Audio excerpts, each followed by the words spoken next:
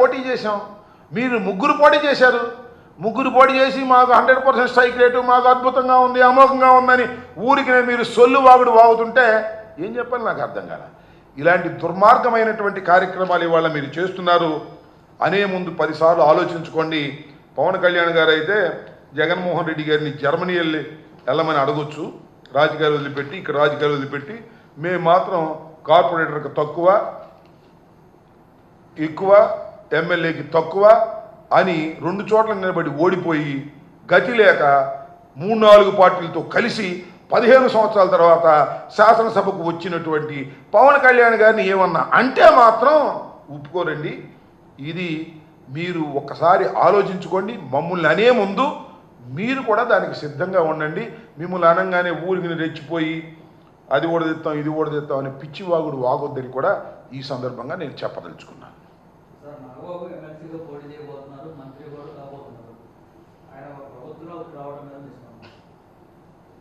ఏదో స్వామి చెప్పినట్టు మనం కామెంట్లు ఏమైనా చేసుకొని వాళ్ళ జాంకాయ వాళ్ళు తినమను. నాకు అర్థం కాల. ఇవాళ పవన్ కళ్యాణ్ గారు ఈ రాష్ట్రానికి ఉప ముఖ్యమంత్రి.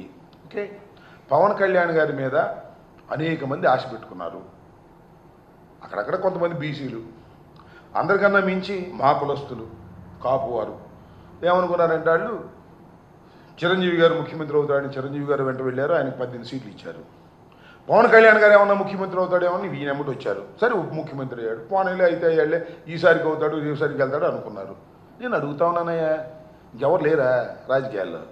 నిన్ను నమ్ముకుని ఎంతమంది కాపులే, నిన్ను నమ్ముకుని ఎంతమంది బీసీలే? ఆ పక్కనే కొనతాడు రామకృష్ణ గారు ఉన్నాడు కదా, ఈ పక్కనేమో ఆయన తాడేపల్లిగూడెం బొలిశెట్టి శ్రీనివాస్ గారు ఉన్నారు కదా, వాళ్ళందరూ పోయి అన్న కావాల్సి వచ్చింది. ఏది నాకు అర్థం కాల. అంటే మీరు గమనించవలసింది ఏమిటంటే, నారా చంద్రబాబు నాయుడు గారు ఎలాగో పవన్ కళ్యాణ్ గారు కూడా అలాగే బంధుప్రీతికి అతీతం కాదు. చదువీరా అని విప్లవ శోకాలు చెప్పినటువంటి పవన్ కళ్యాణ్ గారు స్వార్థపూరితమైన రాజకీయాలు చేస్తున్నారు. తన నమ్ముకున్నటువంటి కాపుల్ని కానీ బీసీలు కానీ పక్కన పెట్టి తన అన్నగారైనటువంటి పవన్ కళ్యాణ్ గారి అన్నగారైనటువంటి నాగేంద్రబాబు గారిని మంత్రివర్గంలోకి తెచ్చుకుంటున్నారు. ఇంతకన్నా స్వార్థం ఏం కావాలి చెప్పండి? ఇంతకన్నా ప్రజాసేవ ఏం కావాలి? చాలా గొప్ప ప్రజాసేవ కదా. అంతకన్నా నేను ఏం కామెంట్ చేయని చెప్పండి? మంచిదే. బాబు కొడుకులు అన్నాదమ్ములు ఆంధ్ర రాష్ట్రం, బాబు కొడుకులు అన్నాదమ్ముల ఆంధ్ర రాష్ట్రం. ఇక చూస్తాం కదా బ్రహ్మాండంగా. ఇంకా 4 సంవత్సరాలు ఉంది రాజకీయం. ఈ 4 సంవత్సరాలు చూద్దాం ఎంత రచ్చరచ్చ చేస్తారో. ఈ రాష్ట్రాన్ని హామీలు ఎగ్గొడతారు, హామీలు ఏం చెయ్యరు. బంధుప్రీతి, డబ్బులు సంపాదన, రెండో పనే లేదు. అక్కడ లోకేష్ డబ్బులు లెక్కేసుకోవటం, ఇక్కడేమో మన నాదెళ్ల మనోహర్ డబ్బులు లెక్కేసుకోవటం.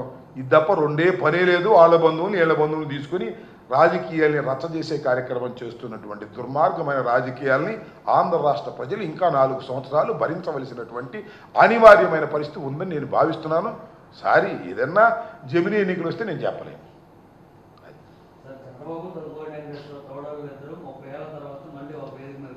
అంతే, రక్త సంబంధం అలాంటిది. ఆత్మీయ బంధం కొట్టుకున్నా ఎవరు గెలుస్తారనమాట. నాకు బాగా గుర్తండి, ఆయన ఒక పుస్తకం రాశాడు, నాకు కూడా పంపించాడు. దగ్గుపాటి వెంకటేశ్వరరావు గారు పనిమాన నాకు పంపించాడు. రాంబాబు గారు, ఈ పుస్తకం మీరు చదవండి, చంద్రబాబు నాయుడు గారి బండారం అంతా దీనిలో ఉందని, ఒక చరిత్ర 100 నిజాలు అని పుస్తకాన్ని ఆయనే రచించి ప్రింట్ చేసి అందరికీ పంపించాడు. అసలు మా తోడల్లుడు బండారం అంతా దీనిలో ఉందో ఒకసారి చదవండి రాంబాబు గారు. నాకు ఫోన్ చేసి చెప్పాడు, చదవండి రాంబాబు గారు, దీనిలో ఏ విధంగా మా తోడల్లుడు దుర్మార్గాలు చేశాడో మీరు అప్పుడప్పుడు మాట్లాడుతుంటారు కదా ప్రశ్న. ఇప్పుడు ఇది పంపించింది కూడా 10 సంవత్సరాల క్రితం.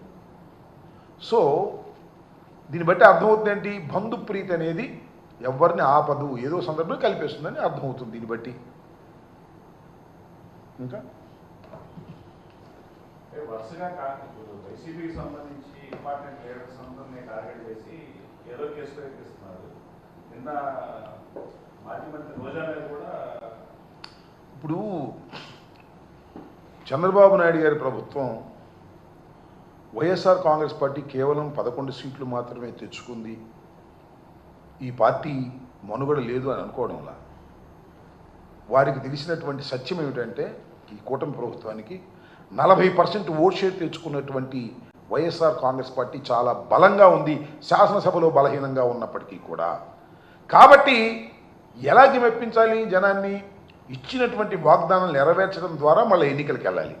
లేదంటే ఈ ప్రభుత్వం ఈ పార్టీని భయపెట్టాలి. భయపెట్టాలనే క్రమంలోనే అందరి మీద కేసులు పెడుతున్నారు. సమయం దొరికినప్పుడు అరెస్ట్ చేస్తున్నారు. అరెస్ట్ చేయడంలో చిత్రమైన విషయం ఏంటంటే, ఒకే ఇష్యూ మీద 10 చోట్ల కేసు పెడతారు. ఇక్కడ నుంచి అక్కడికి, అక్కడి నుంచి ఇక్కడికి, ఇక్కడి నుంచి అక్కడికి నెలల తరబడి తిప్పుతారు. పీటీ వారెంట్లు వేస్తారు, భయపెట్టేస్తారు. లీగల్ ఎయిడ్ కోసం మేము కూడా తీవ్రమైన ప్రయత్నం చేస్తున్నాం. ఈ విధంగా పోలీసుల చేత కేసులు పెట్టించి వైఎస్ఆర్ కాంగ్రెస్ పార్టీ నాయకుల్ని భయపెట్టాలి, బాధ పెట్టాలి అనేటువంటి ఒక కుట్రపూరితమైన అప్రజాస్వామికమైన విధానాన్ని నారా చంద్రబాబు నాయుడు గారు, ఆయన కుమారుడు అవలంబిస్తున్నారు. మూల్యం చెల్లించక తప్పదని కూడా ఈ సందర్భంగా నేను మనవి చేస్తున్నాను. ఎన్ని హెరాస్మెంట్స్కైనా, ఎన్ని ఒత్తిళ్ళకైనా వైఎస్ఆర్ కాంగ్రెస్ పార్టీ నిలబడుతుంది, నిలబడి పోరాడుతుంది. కేంద్రంలో ఉన్నటువంటి సోనియా గాంధీ ప్రభుత్వమే ఎన్ని హెరాస్మెంట్లు చేసినా భరించి బయటకు వచ్చినటువంటి రాజకీయ పార్టీ. మా పుట్టుకే అతి భయంకరమైన బాధల నుంచి పుట్టాం.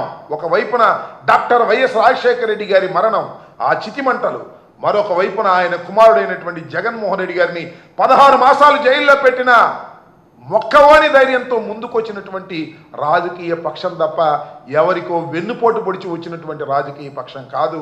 లేదా ఎవరి దయాదాక్షిణ్యాలతోనో మోచేత నీళ్లతోనో తాగి వచ్చినటువంటి రాజకీయ పక్షం కాదు. లేకపోతే ఎవరితో అయినా కలిసి పోటీ చేసి వచ్చినటువంటి రాజకీయ పక్షం కాదు. రాటుదేరినటువంటి రాజకీయ పక్షం ఎన్ని కష్టాలకైనా నష్టాలకైనా ఓర్చి ముందుకు వెళ్తుందని మీరు రాబోయే కాలంలో తప్పనిసరిగా చూస్తారు. రాబోయే 4 సంవత్సరాల తర్వాత మళ్ళా విజయ ఢంకా మోగించి వైఎస్ఆర్ కాంగ్రెస్ పార్టీ అధికారంలోకి వస్తుంది. ఇప్పటికే అనుకుంటున్నారు ప్రజలు, ఎరక్కిపోయి వేసామురా ఓటు, ఇరుక్కుపోయాము, అన్ని మాటలు నమ్మాము. సూపర్ 6 అన్నాడు, 148 వాగ్దానం అన్నాడు, ఒక్క వాగ్దానం కూడా చేయటం లేదు. జగన్మోహన్ రెడ్డి గారు టెన్షన్గా 1వ తారీఖున ఇంటికి డబ్బులు పంపించేవాడు, మా కర్మ అని లబోదిబోమంటున్నారు. ఫీజు రియంబర్స్మెంట్ లేక స్టూడెంట్స్ అల్లాడిపోతున్నారు. అమ్మఒడి లేక పిల్లలు బాధపడుతున్నారు, తల్లులు బాధపడుతున్నారు. ఇవన్నీ కూడా చాలా దుర్మార్గమైనటువంటి రాజకీయాలు చేసి కేవలం మోసపూరితమైన వాగ్దానాలు చేయడం ద్వారా అధికారంలోకి వచ్చినటువంటి ప్రభుత్వం ఆ మోసాన్ని ఇంకా కొనసాగిస్తుంది. దీనికి తగిన మూల్యం చంద్రబాబు నాయుడు గారు, కూటమి ప్రభుత్వం చెల్లించక తప్పదని మనవి చేస్తున్నాం. నెక్స్ట్ కొడాలని అంబట్రాంబాబు లాంటి లీడర్స్ టార్గెట్లో ఉన్నారని పెద్ద ఎత్తున ప్రచారం చేస్తాం. మేము వింటున్నాం, మేము రెడీగా ఉన్నాం, మేము ట్రైన్ అవుతున్నాం. కొడాలి నాని గారు, అంబటి రాంబాబు గారు, వాళ్ళు వీళ్ళు చెప్తున్నారు లిస్టు దేనిలో, సోషల్ మీడియాలో. We are face it. అసలు డబ్బా రాజకీయాల్లో ఉండాలంటే జైలుకి వెళ్ళడానికి సిద్ధంగా ఉండాలి అని మేము నిర్ణయించుకున్నాం. We are ready for it. తప్పో రైటో అంతిమంగా ప్రజలు తేలుస్తారు. నేను మనవి చేస్తున్నాను బ్రదర్, ఇవాళ ఇంతమంది మీద కేసులు పెట్టారు కదా.